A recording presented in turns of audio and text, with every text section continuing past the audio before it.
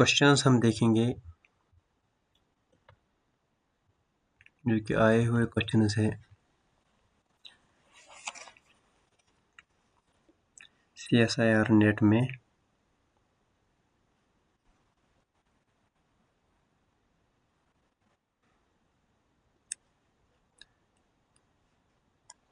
Question 1, let Pn of x be x power n where this n belongs to 0, 1, 2, so on, and let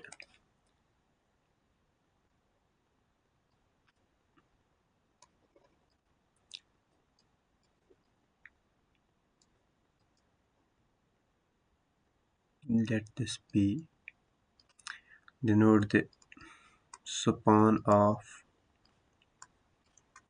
P1, P2, so on। हमें बताना है number first इनमें से कौन सा true है।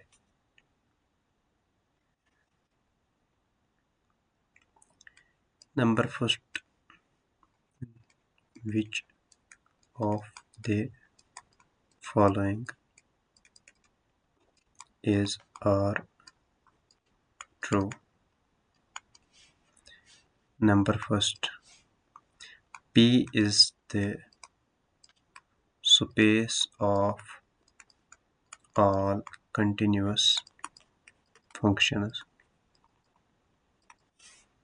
Number second,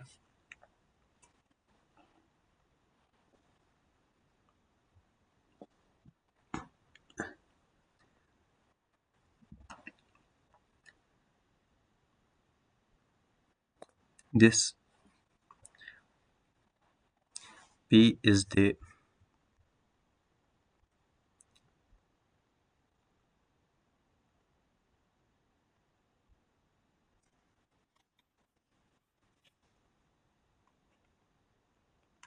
this P1, P2, so on forms a basis for the space of all continuous functions. Third, all trigonometric functions belong to P. And fourth,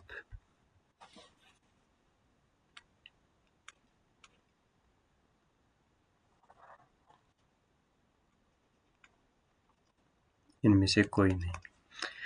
तो चलिए देखते हैं। देखिए P is the space, ये पहला option क्या है? P is the space of all continuous functions. P is the space of all continuous functions. This is not true. This is false. Why? Because all continuous functions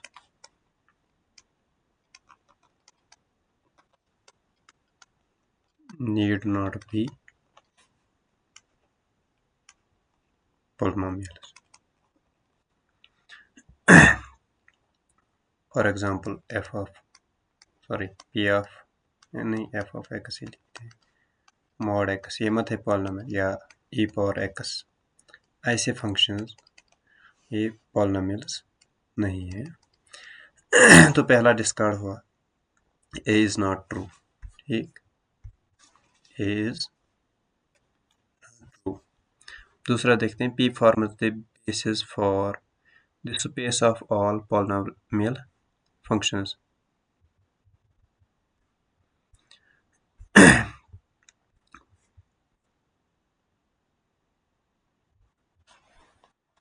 क्या ये true है?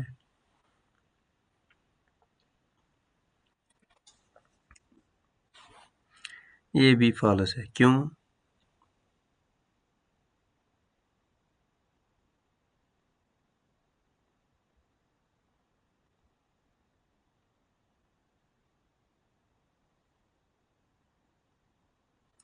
क्योंकि basis जो है और space of all continuous functions जो है उसकी बेसिस यानी कि लीनियरली इंडिपेंडेंट होना चाहिए पहले। लीनियरली इंडिपेंडेंट तो ये है P1 P2 सो ऑन, क्योंकि इसमें जो भी पावर्स ऑफ एक्स होंगे यानी कि कोई भी पावर ऑफ एक्स उसको हम नहीं लिख सकते as linear combinations of powers, linear combinations of those x's whose power is less than, for example हमको लिखना है एज एक्स स्क्वायर या एक्स पावर n, इसको हम नहीं लिख सकते as linear combinations of x with other powers, ठीक है ना, नहीं लिख सकते। तो लीनियरली इंडिपेंडेंट तो है, लेकिन हमें बताना है कि क्या ये बेसिस होगी।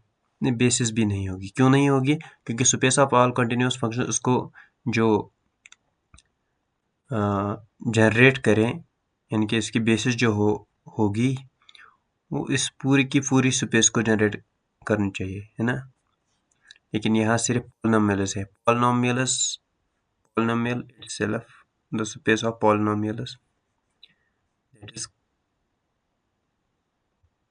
contained in the space of all continuous functions, ये सारी की सारी पॉलिनोमियल स्पेस को जनरेट कर सकती है, लेकिन ये space of all continuous functions को जनरेट नहीं कर सकती। तो ये भी फॉल्स है,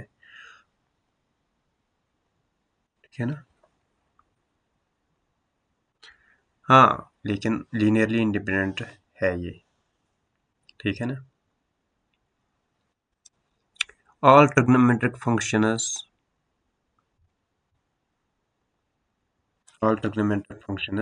बिलोंग टू P, ये भी फॉल्स है। क्यों? क्योंकि साइन एक्स कॉस एक्स वो क्या है? They cannot be expressed as finite linear combinations of x power n, so ये भी फॉल्स है, यानी कि वो भी पॉलिनोमियल्स नहीं है।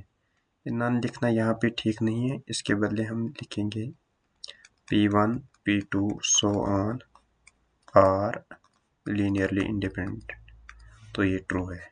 ओके, नॉन लिखेंगे तो वही एक ऑप्शन वैसे भी करेक्ट है, ठीक।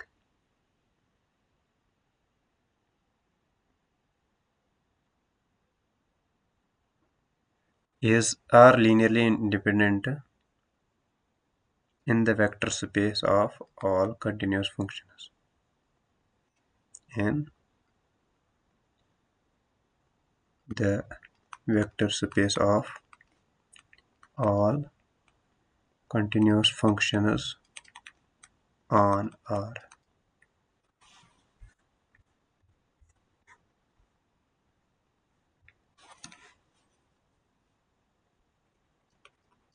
on R, ठीक। तो ये वाला ऑप्शन इसमें करेक्ट है, यानी कि ऑप्शन डी।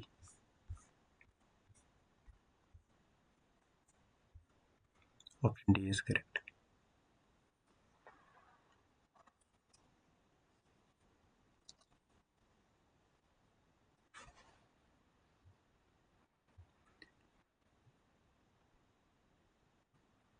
इसी तरह हमारे पास क्वेश्चन है, late H and K be subgroups of Z144 if the order of H is 24 and order of K is 36, then order of H intersection K is, हमें बताना है इसका ऑर्डर क्या होगा। देखिए, नंबर फर्स्ट 3, बी ऑप्शन है 4, C option है 6 and D option is 12। क्या होगा? D option. क्यों? क्योंकि ऑर्डर ऑफ एच इंटरसेक्शन के जो है that is GCD of 24 36 which is together. Okay.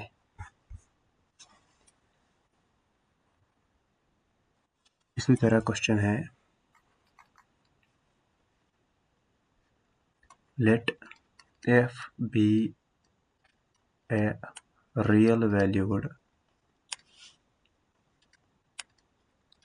function of a real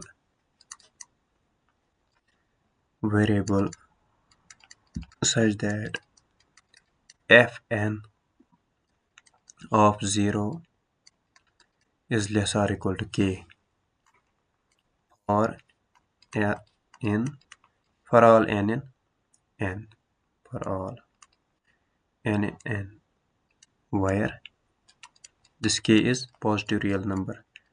Which of the following is true? Following is or true. Number first, modulus of f raised n at 0, n a derivative f, n factorial whole raised 1 by n in the limit is 0 intending to infinity is 0. B option है यही limit यानी कि it is infinity as n tends to it goes to infinity as n goes to infinity. तीसरा option है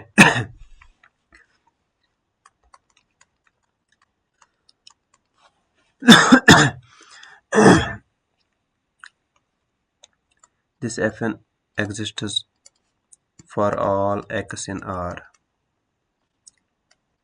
and for all n in n. और fourth option है the series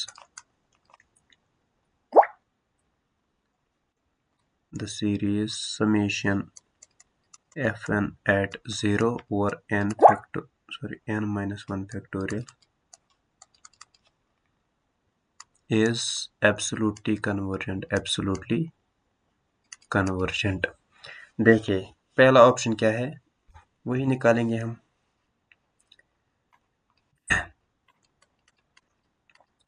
fn at 0 over n factorial whole raised 1 by n. देखिए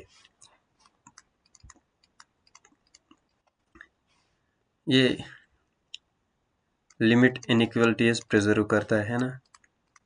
this is less और equal to k over n factorial दिया हुआ है ना. fn of 0 f n derivative of f at 0 is less or equal to k.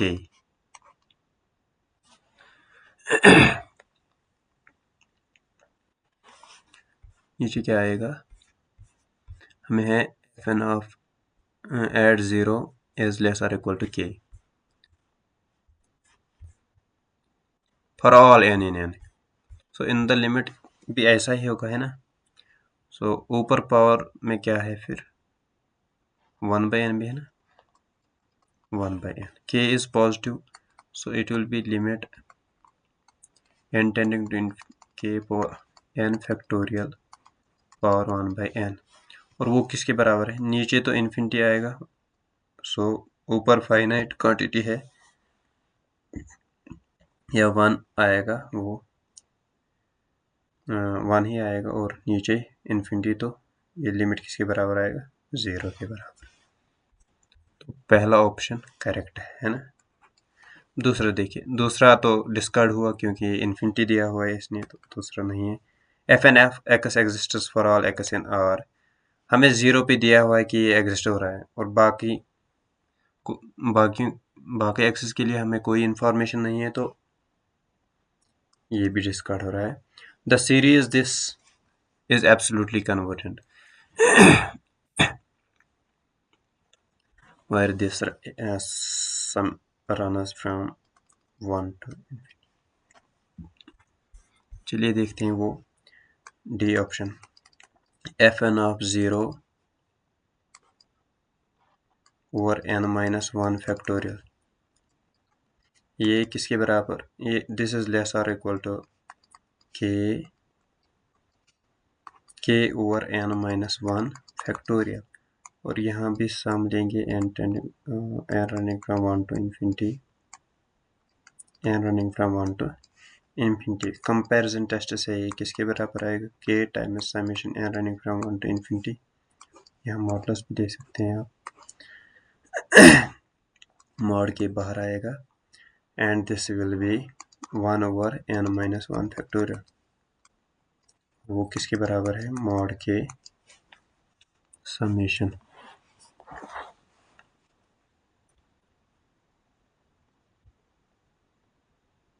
देखिए 1 plus 1 by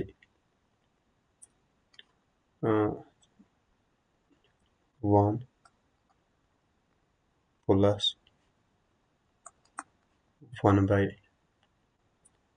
2 factorial, पहले तो 1 by 0 factorial plus 1 by 1 factorial plus 1 by 3 factorial plus so on, ये किसके बराबर है, दिस इज 1 प्लस e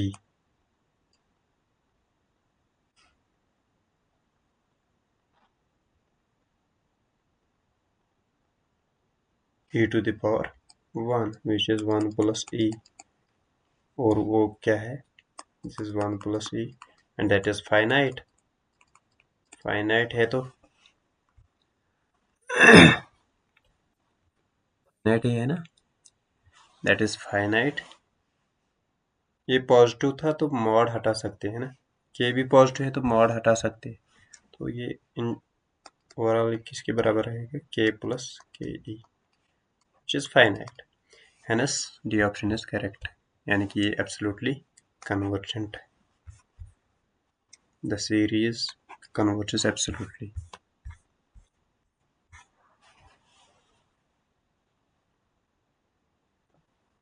इसी तरह question है, consider the system, consider the system कौन सा है, 2x plus K times Y is equal to 2 minus K, दूसरी इक्वेशन है K X plus 2 times Y this is equal to K, third है K times Y plus K times Z this is equal to के minus 1।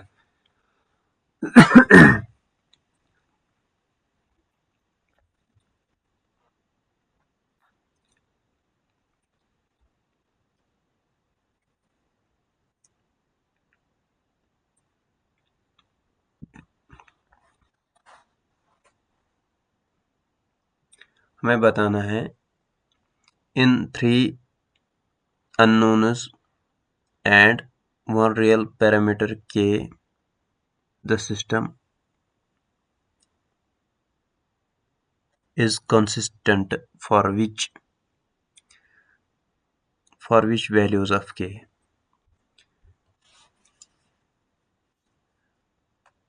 This is a system of linear equations in 3 unknowns and parameter k, हमें बताना है for k equal to the for which values of k this star is consistent, for which values of k the star is consistent। number first 1, number second 2, number third -1, number fourth -2। चलिए देखते हैं,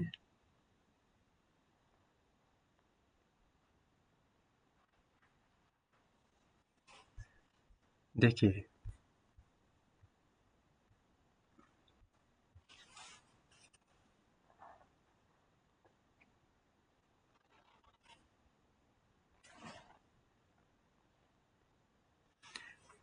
हमें बताना है rank of A given B. देखिए A किसके बराबर है, यहाँ पे हम लेंगे 2 के 0 के 2, 3 अननोन्स में है ना 0 के और के, और A given B this is equal to 2 K 0 के 2 0 0 के कुछ 1 दिख रहा है तो हम यहाँ पे ये यूज करेंगे। ओके, कोलन 2 माइनस के, यहाँ पे है के minus 1।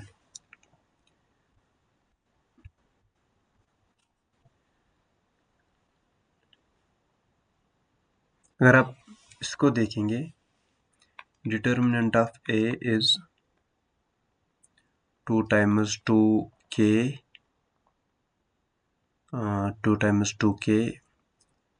Minus k times k square minus k times k square, 2 times 2k minus k times k square which is 4k minus k cube.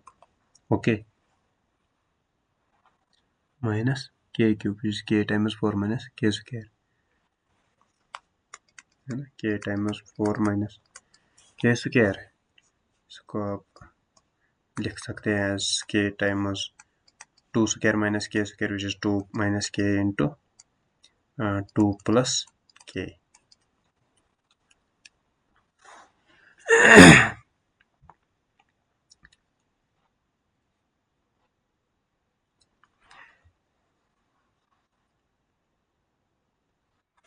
देखिए कंसिस्टेंट होने के लिए क्या ज़रूरी है, this k should be, this determinant of a should be non-zero, rank of a should be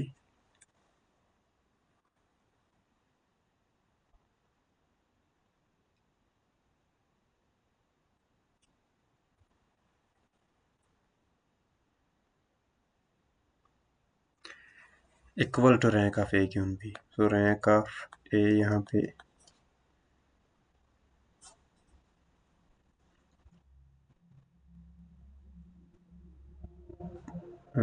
3 होनी चाहिए। ठीक, k ये नॉन ज़ीरो होगा कहाँ पे, k is not equal to 0, k is not equal to 2, k is not equal to -2। तो कौन से ऑप्शंस बचे वहाँ पे फिर, कहाँ है वो, यहाँ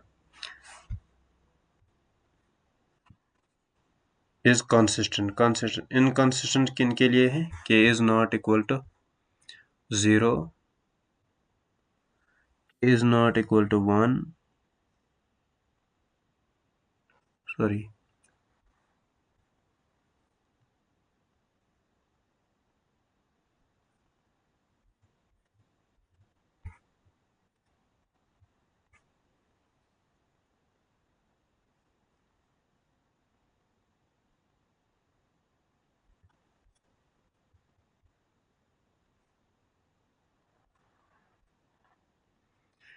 देखिए अगर k 2 हुआ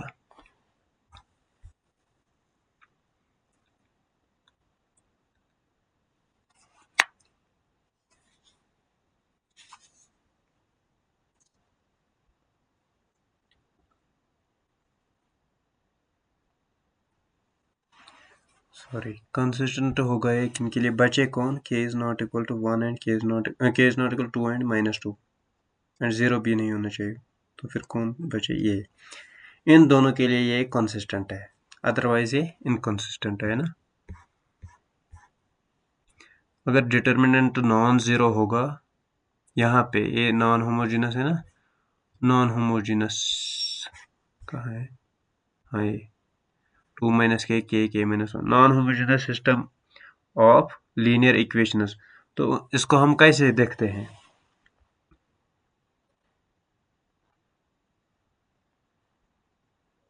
इसमें होना चाहिए rank of A should be rank of A given B. यहाँ पे 3 रैंक इसकी है, इट शुड बी, देखिए 2 माइनस के, इसके लिए अगर k 0 होगा तो इसका डिटरमिनेंट 0 होगा, और k 2 होगा तो डिटरमिनेंट 0 होगा, और k -2 होगा तो डिटरमिनेंट 0 होगा, यानी रैंक लेस देन 2 होगी, सॉरी 3 होगी। तो लेकिन यहाँ पे रैंक होनी चाहिए 3, रैंक होनी चाहिए 3, कंसिस्टेंट होने के लिए इसकी रैंक 3 होनी चाहिए।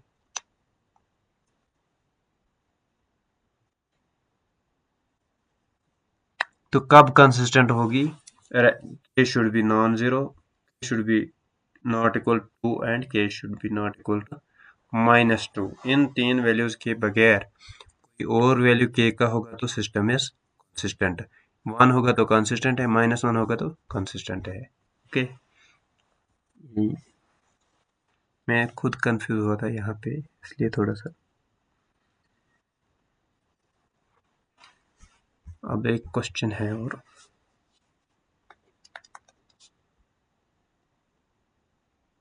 f from R to R where f of xy is xy over mod x such that x is not equal to 0 otherwise, है ना। तो हमें बताना है which option is correct, is or true. Number first, f is not continuous. Number second, f is continuous. Number third, option C है f is differentiable. Option D, f both partial derivatives of f exist. Both partial derivative of f exist. देखिए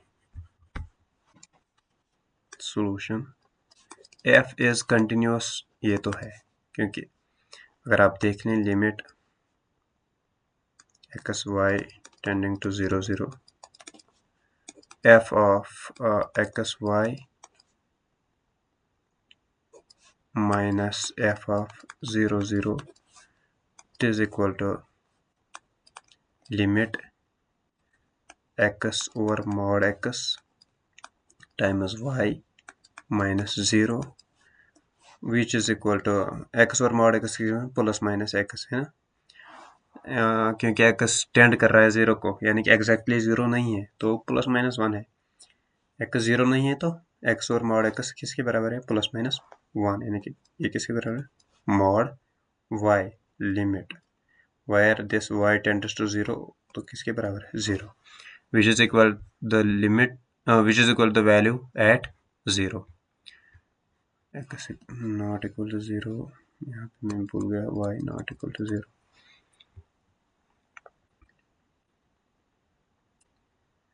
x पे ही खाली problem है ना, तो इसको हम ऐसे भी लिख सकते हैं x नॉट इक्वल टू 0। तो ठीक, तो ऑप्शन बी करेक्ट है, ए डिस्कार्ड हो गया। f इज डिफरेंशिएबल, डिफरेंशिएबल होने के लिए क्या चाहिए हमें?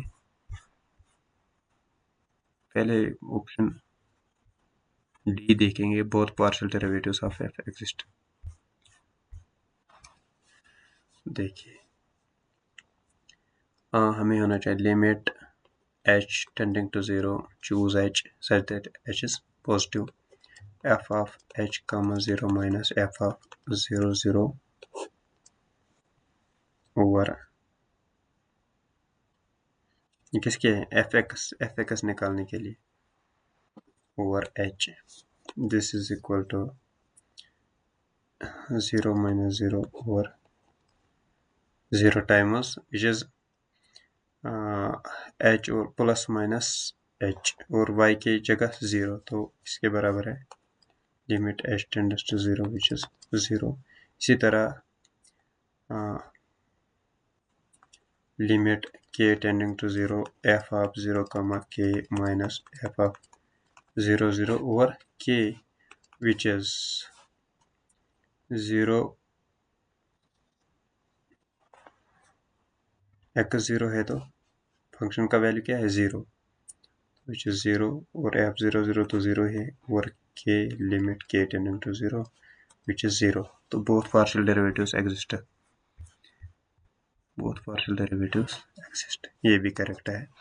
अब f इज डिफरेंशिएबल, उसके लिए हमें क्या चाहिए, हमें होना चाहिए limit h k tending to 0 0 f of h k minus f of 0 0 minus h f sub x at 0 0 minus k f sub y at 0 0, f sub y at 0 0 whole divided by h square plus k square under root।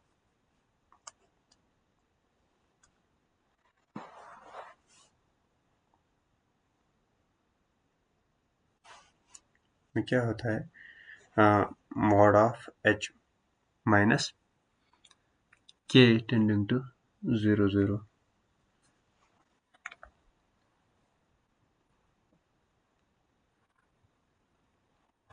ठीक, ये किसके बराबर होना चाहिए, ये limit exist करना चाहिए, ठीक है ना, ये लिमिट एग्जिस्ट करना चाहिए।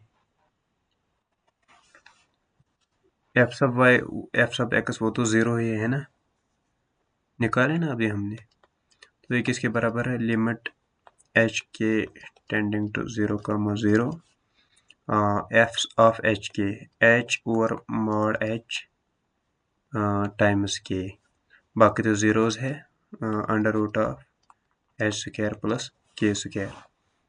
देखिए वो किसके बराबर है, limit H K tending to 0 0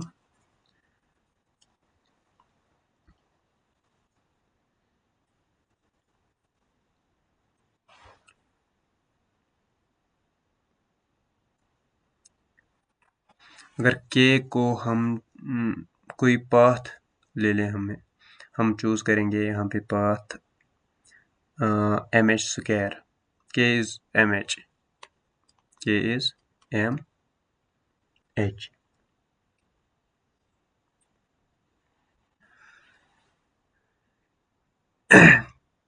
असल में एच पॉजिटिव है ना,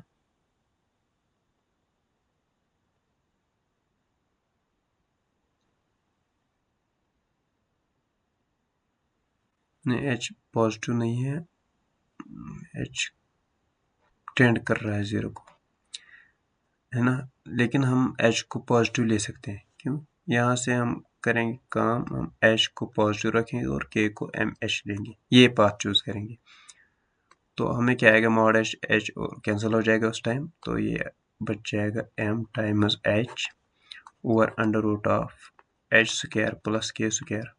और एक तरीका है, हम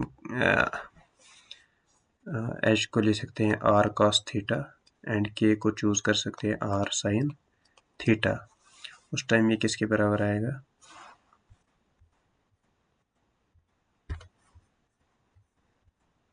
वो आएगा mod h over h, r cos theta r sine theta, h और एच तो कैंसिल हो जाएगा, के इज आर साइन थीटा और नीचे बच जाएगा आर साइन थीटा, नीचे बच जाएगा r square under root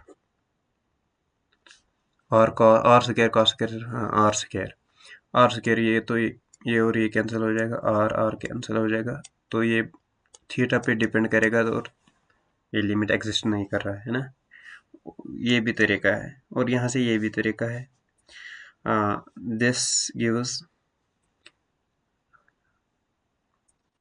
sorry यहाँ पे के स्क्वायर की जगह M square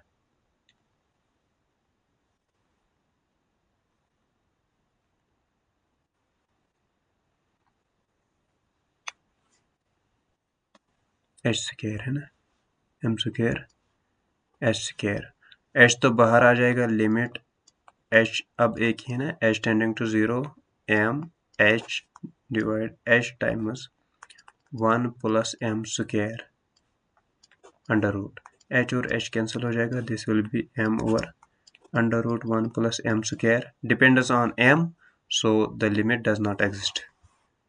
So it depends on theta,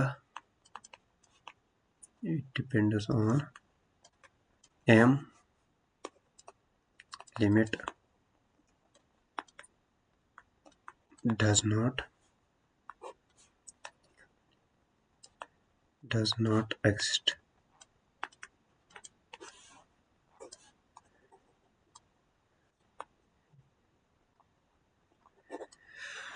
Limit does not exist, so the option is not correct, that f is differentiable, it is not correct.